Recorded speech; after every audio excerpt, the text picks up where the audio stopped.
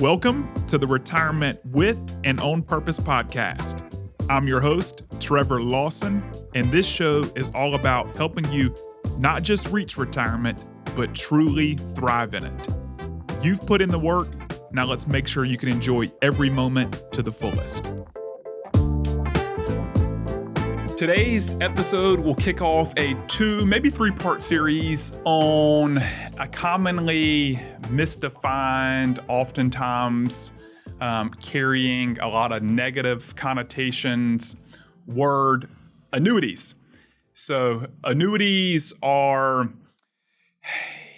a financial instrument, a financial vehicle that have been around for many moons and have served a lot of different purposes for investors in retirement.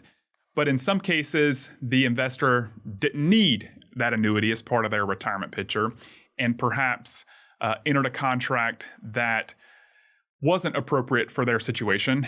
And in other situations, an investor shied away from an annuity because of misunderstandings and just poor definitions around what an annuity did, and therefore didn't benefit from what would have been a very valuable tool as part of their retirement. So over the next episode or two, my hope is to really provide education around what annuities are, who they're right for, and help you, the client, make better informed decisions on whether or not an annuity could be a tool that makes sense to be a part of your retirement toolkit. So to kick things off, I'm going to be talking today about what you need to know about annuities, and the source of inspiration for this episode is a Morningstar article and video, which we'll link to in the show notes, by Christine Benz and Margaret Giles, and it's all about what you need to know about annuities. So why don't we kick things off by talking about what actually is an annuity? So you hear this word from friends, peers, you read about it online, but in essence, an annuity, and I'm quoting Miss Benz here, an annuity is a contract with an insurance company. So in the most basic annuity type, you give the insurance company a pool of your money and they send it back to you as a stream of income over your lifetime. That is the most simple annuity type, and of course, there are a lot of different variations on that, but that's the basic kind of idea. So you're giving an insurance company your money, and they're paying you back an income from your money over the course of your lifetime. That's an income annuity, and the most simple type of annuity. How do income annuities work? Well, we just kind of talked about it, but again, the insurance company that you've given your money to, they send it back to you as a stream of income. And the reason that retirement researchers in particular are so excited about these types of products is that they give you a lot more income than you could potentially earn on your own. Annuities are also really starting to gain a lot of favor in the retirement research world because pensions are becoming a thing of the past, and many retirees are looking for the peace of mind that a pension used to provide. You've got, income coming in every month, regardless of what's happening in the market, in the economy. Those that have pensions know that my paycheck is coming every month, and it takes a lot of worry about, the market off the table. When you've got a guaranteed source of income coming through the door. So annuities can provide that, and that's the reason why we're starting to see retirement researchers really promote them as a considerable or something worth considering as part of the common retiree's investment plan. So how annuities can help with retirement planning, and Ms. Benz gives an example, but I'll provide my own. So the way that they can work, and I'm talking specifically here just about a basic income annuity, is let's say you, the retiree, through your retirement preparations have determined that your basic living expenses, so what you typically spend on, housing, healthcare, food, just what you generally will spend on your basic living expenses ends up being $50,000 a year. And that's the amount that you're going to need coming in every year to meet your living needs. And let's say that your Social Security is going to provide $30,000 of that $50,000. So that certainly helps. You take the pressure off of the amount that your investments are going to provide when Social Security is going to cover a large portion of your living needs. But some folks will turn to an income annuity to bridge that gap between what Social Security is going to provide and what their living expenses actually cost. So in this example, living expenses are $50,000, Social Security is providing $30,000 of that.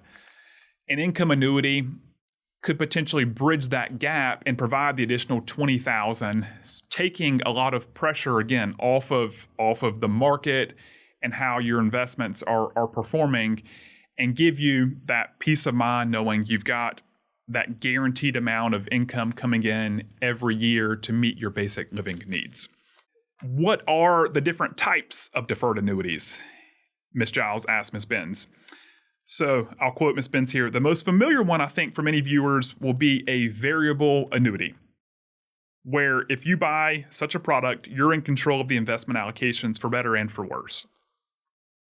Then there are also what are increasingly popular called fixed indexed annuities, where you're also obtaining some market exposure, but there are caps on your gains. There are also caps on your losses in such a product. Those products have become quite popular recently. Then registered indexed linked annuities fall between the two products in terms of the risk spectrum. So the last two types that I mentioned, fixed indexed annuities and registered indexed linked annuities, have become increasingly popular because both of those will provide some protection on your monies from a downturn in the market, but they oftentimes will provide much more growth potential than, say, a traditional CD or treasury. So they can be a good blend between a fixed income investment like a CD or treasury and a pure stock investment. These fixed index and registered index linked annuities can give you a blend of protection and performance.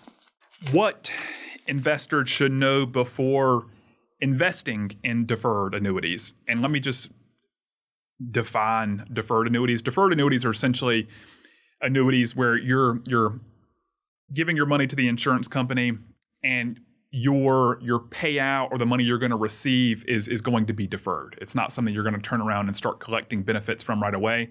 It's going to grow in a tax-deferred manner, and you're going to collect income or the payout later. That's all that deferred means in this case. But what investors should know is typically these products will carry really long contracts with lots of fine print about how they work. So the best thing an individual can do to evaluate these contracts and determine whether or not a particular annuity is right for you is to consult with a fiduciary, someone who works with retirees, works with this tool, an annuity, and really helps you better understand the annuity you may be considering, goes through the contract with a fine-tooth comb, and helps you make an informed decision on whether or not it's right for your retirement situation. Tax implications of annuities. So this is sometimes a big draw for investors because annuities are tax deferred.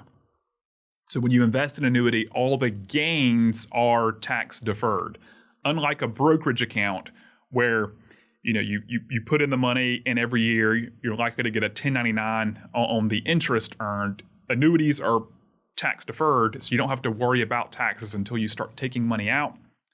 However, that being said, when you do start taking money out of an annuity, you're taxed at ordinary income tax rates. So that's a key difference between an annuity and, say, a traditional brokerage account. Is annuities are taxed at ordinary income tax rates, brokerage accounts oftentimes at capital gains tax rates, and the amount of taxes that you'll pay on the money that you take out of the annuity will be determined by the source of monies that were used to initially fund the annuity contract.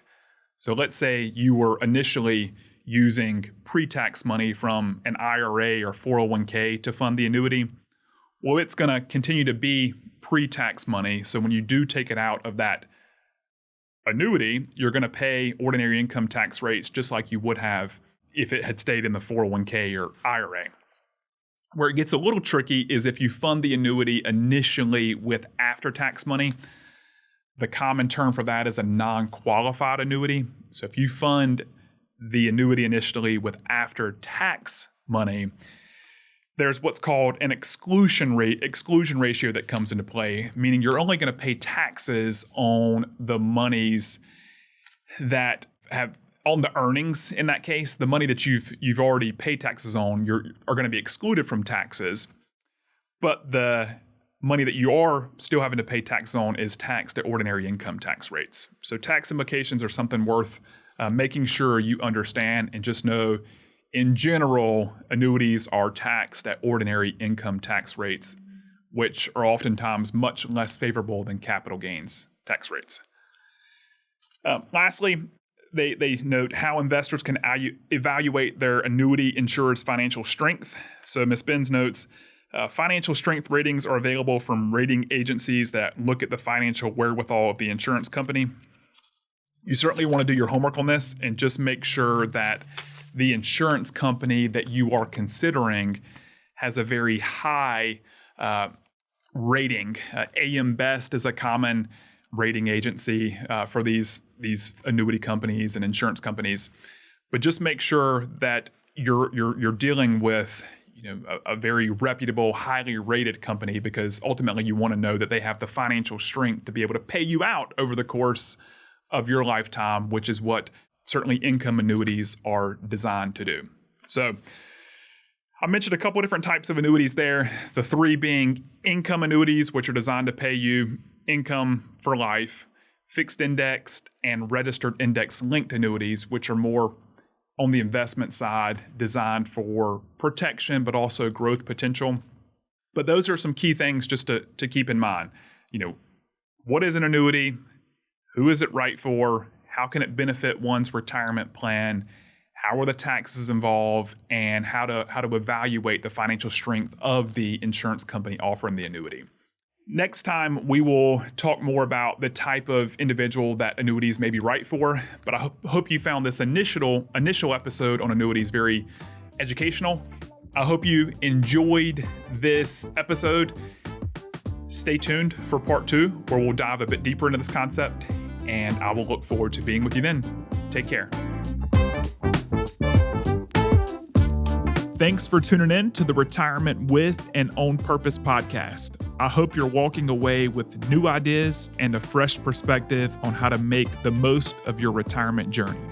And remember, retirement isn't the end. It's your time to live with purpose. Until next time, I'm Trevor Lawson. Here's to a fulfilling and thriving retirement.